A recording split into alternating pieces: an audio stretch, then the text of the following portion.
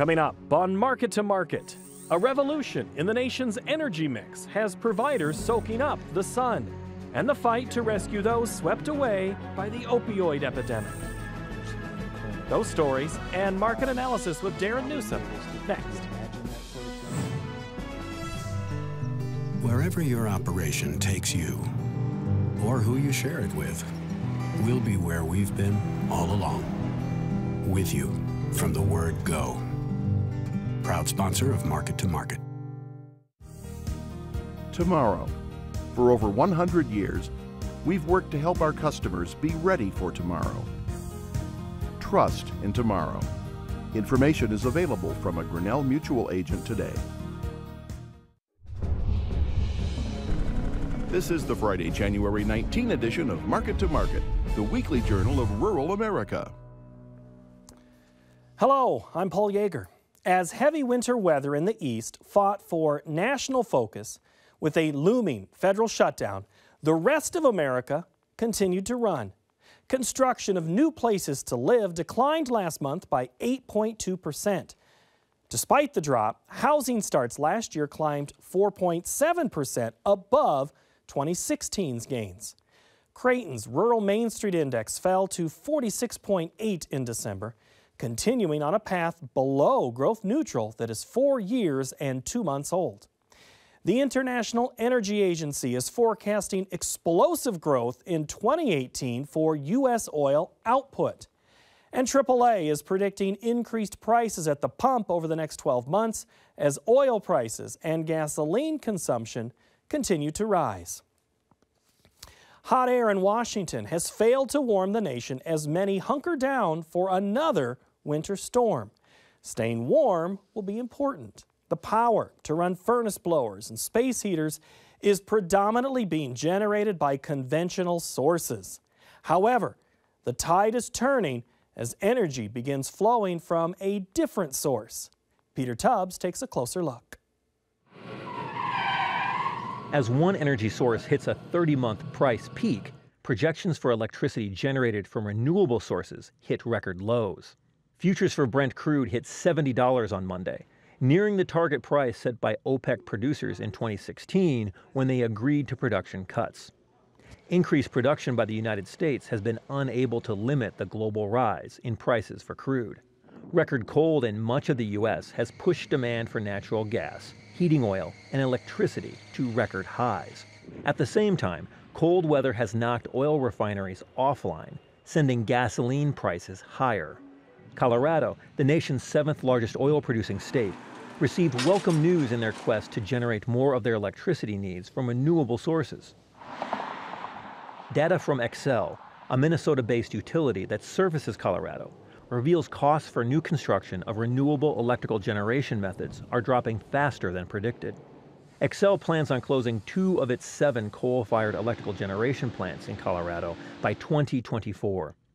To replace the plants, Xcel plans to add 700 megawatts of solar capacity and 1 gigawatt of wind generation to its portfolio.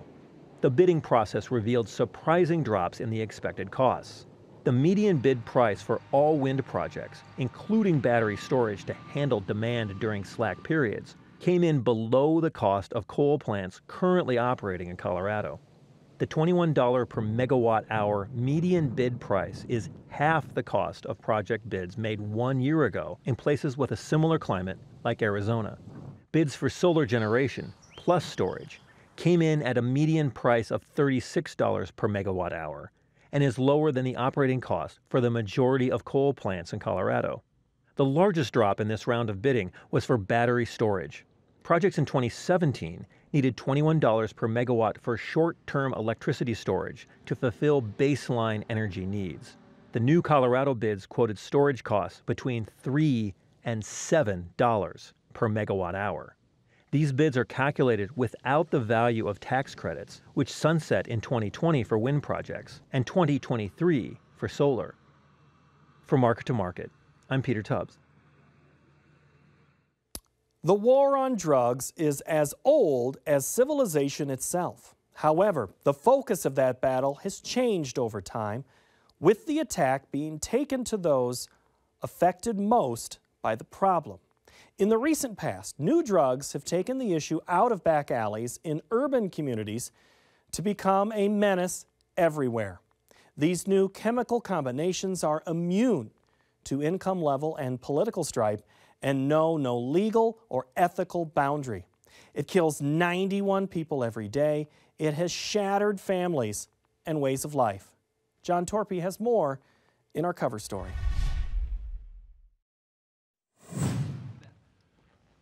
What do you guys got?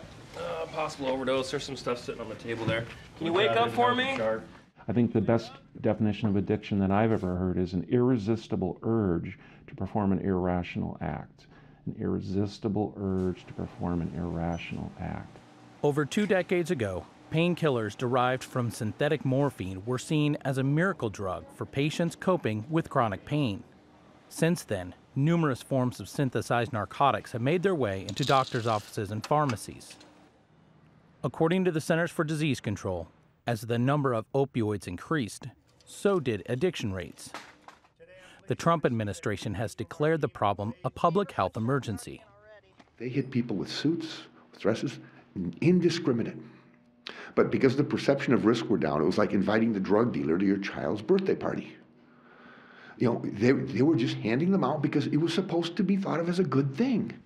In 2015, the CDC reported over 33,000 deaths nationwide related to opioid overdose.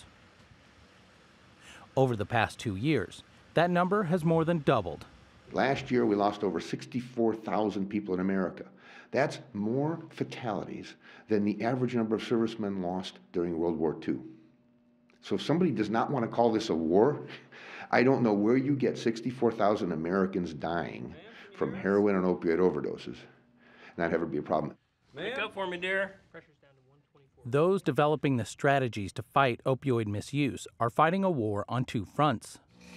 One is availability. Officials with the Iowa Governor's Office of Drug Control Policy are concerned medicines like Percocet, Oxycontin, and other fentanyls have a safer persona than illicit drugs. Komendowski believes that safer persona creates a climate for addiction. The other front is the amount. Federal government officials contend, with a perception of low risk, opioids have been prescribed in ample amounts with little concern for misuse. Making physicians aware of how many pills are being written into prescriptions is one way opioid misuse is being confronted. Previously, you'd see a prescription come in maybe for 60 tablets. Now we're seeing more prescriptions written for 30. As a licensed pharmacist Bring that with you, though. Okay. And legislator in the Iowa House of Representatives, John Forbes uses his unique position to help craft legislation aimed at helping curb opioid misuse in rural Iowa. But Forbes knows he and his colleagues on the other side of the pharmacy counter are on the front lines of fighting the epidemic. Pharmacists just need to be vigilant whenever they have a prescription presented to them that they have questions about. A tool pharmacists use when a suspicious prescription comes to their attention is the Prescription Drug Monitoring Program. Established in the 1930s to track Schedule II narcotics, the program has evolved to an electronic database stretching coast to coast. We check that database on new prescriptions, especially patients that are new to our pharmacy, to make sure they're not doctor shopping or going to multiple pharmacies to try to obtain controlled substances.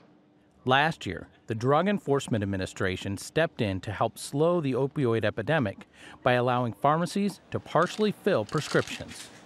A program like this helps keep larger quantities of opioids out of the system, so there's less chance for diversion. Let's go ahead and give that Narcan. Narcan. Verified. A life-saving drug helping addicts who have overdosed is a medication called naloxone or Narcan. This product can bring someone out of an overdose in minutes, but it also has a high price tag. Narcan going in at $15.07. One dose can cost up to $100, which can strain small-town budgets. And it comes with one important caveat. It's an opportunity to treat and care for somebody, to intervene. It's not a cure. And that's the biggest misconception we see with naloxone. One place that treatment and care can be found stretches over a 7-county area in north central Iowa. Prairie Ridge Integrated Behavioral Health Care in Mason City. It's a treatment center exploring new ways to help people cope with addiction, combining mental and physical health services with recovery treatment. The center uses state-of-the-art technology and strong doses of compassion to help shrink misuse disorders in rural Iowa. That's a thing we have to keep working on, is to make substance use and mental health treatment part of our healthcare system, not something that's viewed by the public as a weakness or a moral failing. It's a biochemical brain disease, and it's really time that we focus on that as opposed to an act of willpower or lack thereof. And when the consequences hit American culture anywhere, low population, rural areas where the density is low, they have the least amount of health care, the least amount of counseling, the least amount of resources for public safety. They're at risk for much longer than where we can apply all the big money and resources. All right, hey, what's your name? Tiffany. Officials in the Hawkeye State see a long fight ahead that will require a balance between limited funding and scarce resources. They also believe to win the war will demand an increased respect for the medicines being prescribed. For Market to Market, I'm John Torpy. Next, the Market to Market Report. There was plenty of action in the grain markets as the trade piled on to an unlikely bullish trend that started with the release of last Friday's bearish reports. For the week, March wheat traveled through an 8-cent swing to finish 2 cents higher, while the nearby corn contract rose 6 cents. The March soybean contract has hit a 2-week high and finished with a 17-cent gain for the week. Traders used meal as a hedge against weather conditions in South America as the March contract advanced $14.60 per ton. March cotton added $1.74 per hundredweight over in the dairy parlor. February Class 3 milk futures bumped up 48 cents. Livestock had a positive week. The April live cattle contract put on $3.28. Nearby feeders jumped $2.95. The April lean hog contract saw a $2 bump early in the week, settling back for a gain of $1.17 in the final session. The U.S. dollar index dropped to 3-year lows, losing another 36 ticks. March crude oil fell 92 cents per barrel. COMEX gold lost $1.80 per ounce. And the Goldman Sachs commodity index clicked more than 2 points lower to close at 450.70. Here now to lend us his insight on these and other trends is one of our regular market analysts, Darin Newsom. And in case you want to go over things again, you can download or listen to our Market Analysis and Market Plus podcasts online anytime at iptv.org/MTOM. Darin Newsom, welcome back. Thank you, Paul. All right, go with me on this. Yeah. You watch Bugs Bunny as a kid? Sure. All right. How come in 5 or 6 episodes there were always Army surplus stores where they always ended up at these surplus places? Is the U.S. government about to open up U.S. surplus places for all of this wheat? Well, it's not just wheat. Right, it's everything. It's everything. You could have a sale on all the grains. And, you mentioned last week's reports, and so this all kind of fits together as, the whole Looney Tunes theme. So, yeah, why not? I mean, we could just, we could have these surplus stores of grain that we've got sitting around. So we're still sitting on a bunch. Exports are behind last year's pace. We still have arrows thrown by USDA at this market, but somehow this week it's able to eke out a win. Why? Well, number one, it has nothing to do with USDA's reports. Sure. I mean, if we go back, again, we saw big stock numbers in both corn, in corn, soybeans, and wheat. So what it looked like this week is that we've easily moved ahead and moved away from those things. In the wheat market, you've still got adverse weather across the southern plains. It's dry. I mean, there's parts of the southern plains that haven't seen rain or any type of precipitation for 100 days. You've had, brutal cold. Now it's going to be, the last couple of days it's been up near 70 degrees, so a 100-degree swing over the last couple of days. Has it killed the wheat crop? No. It's too early for that. I mean, everybody wants to talk about winter kill and all that. We won't know until it comes out of dormancy. But it has raised the level of concern particularly since we haven't been planting as much wheat the last couple of years. That's another thing that we saw last week. Yeah, wheat acres came in about what they were last year, but we're still talking about 100-year lows. So, you know, wheat farmers have reduced their acreage, they've reduced their production, they are pulling the stocks down a little bit at a time. If we have any sort of problem, this could give the market a little bit of support, help push it higher here this winter and into spring. All right, so as we see a rally, we're pushing up, we're still a ways from that 100-day average. We're getting a little closer to the 50-day moving average. Is it time to make a sale? Because do you see this headed down? In which? In wheat. In wheat? No, I want to give it some time. Not overly concerned about 100-day, 50-day, or any of those. What I'm looking at is some retracement levels up on top, and we've turned the corner, at least technically, in the wheat market. And the July contracts, the only ones that I'm really worried about right now. Everyone should be sold out of old crop at this point. So, you know, we get a little breakthrough here. I think we can make another 20, 30 cent run easily to get up to the first target in the July contract, and this would be for both Chicago and Kansas City. And then let's see where we are. But I think the winter wheat's got some room to move. All right. Let's discuss corn in the sense that there hasn't been anything to discuss for a few weeks. Mind-numbing is how it was described in a couple of articles this week that I read. Finally, though, broke out of that nickel range, almost a dime range. Yeah. The funny thing about corn is that it's gone back to what it was, you know, before the Renewable Fuels Act of, what, 2005, 2006.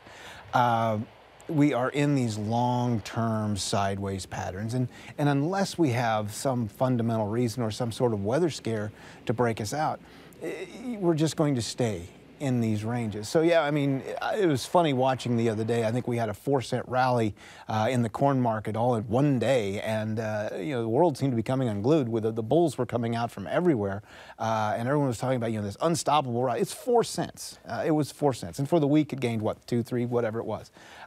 6 cents. 6 cents, excuse me. So. It needs to be given some time. Seasonally, this is when corn tends to move higher, old crop, and cash in particular. Cash has been looking good. Basis continues to firm. Not a lot of, you know, saw a lot of trucks on the road today. It finally got warmer, so we could start to see basis slowing down. But in general, you know, we've seen the cash market pushed to try to get more supplies in town. So that could continue for a while longer, particularly if, you know, weather turns bad again. So yeah, this is just the time of year when corn tries to rally. It's just not trying very hard. Well, it's not getting help from exports. I think they're off 36% year over year. USDA thinks that should be about 16. Can we catch up? No. We're not going to catch up with last year. Last year, Brazil didn't have any corn to ship. So, you know, it's natural to be behind last year.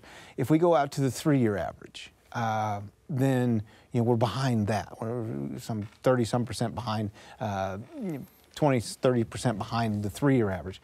And if we look at what we've shipped as a percent of, you know, the 4-year average as far as what we normally ship this time of year, we're still coming up 500-600 million bushels short of what USDA, or maybe, I got to remember my numbers here, maybe it's about 300 million bushels short of what USDA is, you know, guessing at right now. So we're not on pace, and we're not going to catch up. It'd take I shouldn't say we won't catch up. It's going to take a lot to get us to catch up. To get us there. All right, before I let you go on this, up 6, do you make a sale on Monday? No. Let's see if soybeans want to keep going up. All right, well, let's keep talking about soybeans heading up. They have anywhere between 30, 34 cents in a 5-day period, or 4-day shortened week of trading this week. Is this a technical move right now, or is this fundamental news that's pushing this? I haven't seen any fundamental news. We've seen some commercial buying coming in, but I haven't seen a lot of fundamental news out there. You know, there's always talk, it's South American weather. Well, South American weather hasn't been good for the last couple of months. You know, we'll see if that starts to play a bigger role as we get into harvest down south. I think it's more of a technical move in here. We saw the non-commercial traders go to a short. They might be doing some covering here. We have the U.S. dollar getting pummeled, as you mentioned. Yep. All of these things are kind of combining to bring some buying back into soybeans, and it's been relatively low volume. So you get the combination of some short covering going on, a weaker dollar, and low volume trade. A little bit of a vacuum above the soybean market that broke through some old highs and was able to jump a little bit higher. So I want to see if it can continue. And meal's been helping a little bit in drive this? Strong meal demand. We have been seeing some strong commercial buying coming into the meal.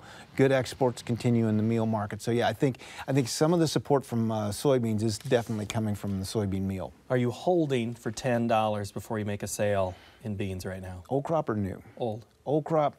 If you're still holding some old crop, what you really need to be looking at is that, that March-May spread. Probably still good to target that May contract. The May-July spread, we've seen that carry weaken a bit. At one point, not too long ago, it was better to hedge out into the July, wait for basis to appreciate up through the spring, particularly when everybody gets busy in the field.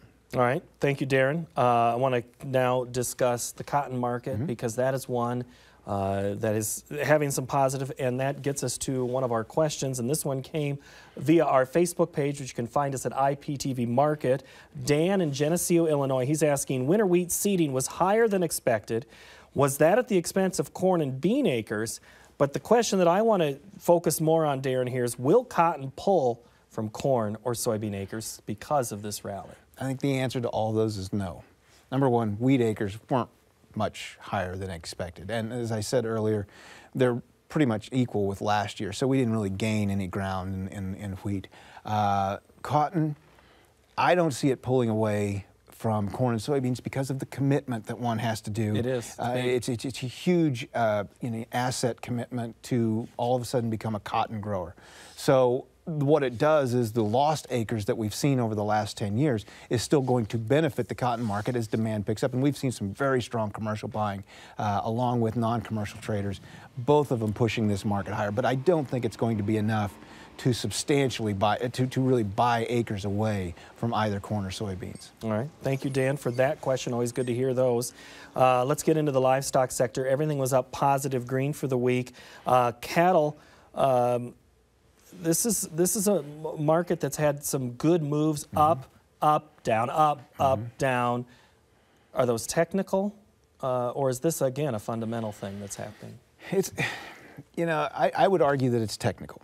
And what I see on the weekly chart is that we've been in a very solid three-wave downtrend, normal downtrend.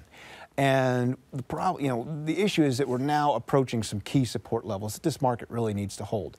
So, we were under pressure up until I think we started off lower on Tuesday, and then all of a sudden on Wednesday we saw a limit up move. Right. We saw some cash business come in. So the support in this market continues to come from the cash side. We've got strong demand, we've got all of these things. But if I still look at the Feb-April spread is still showing that we've got a bearish supply and demand situation. April-June, the same situation. So, we get this round of buying, and if there's nothing to follow through on it next week, I think we come right back down. Both the cattle, feeders could be supported. If corn runs out of gas and falls back, that could continue to, that could provide some support to feeders. But I would still anticipate that live cattle want to pull back a little bit more, finish off their downtrend, then start to go higher again. Well, you go into feeders, and we'll continue there. Driest contiguous U.S. since October 1 of 2013. And some of those hardest hit areas are the corn or the cattle feeding areas in the Dakotas on south. Plus, it's been cold in those areas. Is this also impacting that market? I think so. I think that's one of the reasons why we continue to see, the placement numbers so large each month in the cattle on feed reports. The on-feed numbers themselves continue to come in, 3, 4, 5% above last year. And that's just something that we continue to see. Thank goodness we have strong export demand. And, if people have used this recent round of warm weather to open up their grills again, thank goodness for yes, domestic. Because 35 degrees is balmy. It is. It truly is. And it's just perfect time to start the grill up again. But, as we look ahead into the spring and summer, if we can maintain this demand, that's going to offset some of the pressure that could come from these larger numbers, month in and month out. If we don't, if that demand starts to falter and we get into more of a seasonal, we hit our peak demand or all the buying's done for the live cattle, then the market could come down again. I still like the market's monthly chart. I still think it's a long-term uptrend. Okay. So I think, get through this downtrend that we're in right now in the weeklies, and it's going to turn back around. Hogs up almost 2% on the week. What's driving that? Still strong demand. Again, the spread's basically neutral. Nothing, nothing overly exciting there. But we just have very good demand right now, and that's helping to pull the hog market higher. It's a crazy market. You look at the charts there, and I mean, it's just got wild swings, and it's normal for hogs to do that. But right now, I think you can just pin almost everything that you're seeing on the ebb and flow of demand. And that's the thing that you hope for as you're trying to sell something in the future. You really want to see that, yeah. I mean, because it does actually provide some sort of base for a market to move. Right. All right. Darin Newsom, thank you so very much for joining us. Appreciate your insight. All right. Thank you, Paul.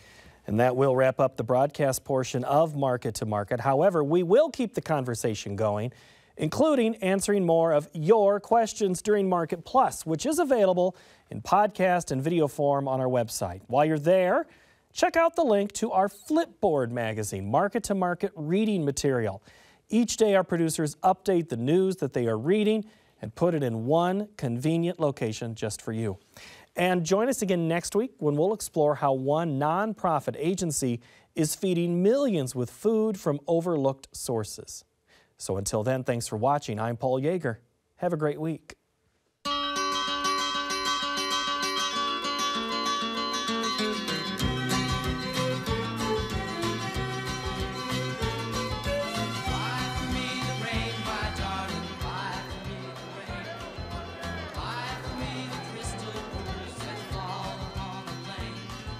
Market to Market is a production of Iowa Public Television, which is solely responsible for its content. Wherever your operation takes you, or who you share it with, we'll be where we've been all along. With you from the word go. Proud sponsor of Market to Market. Tomorrow. For over 100 years, we've worked to help our customers be ready for tomorrow. Trust in tomorrow. Information is available from a Grinnell Mutual agent today.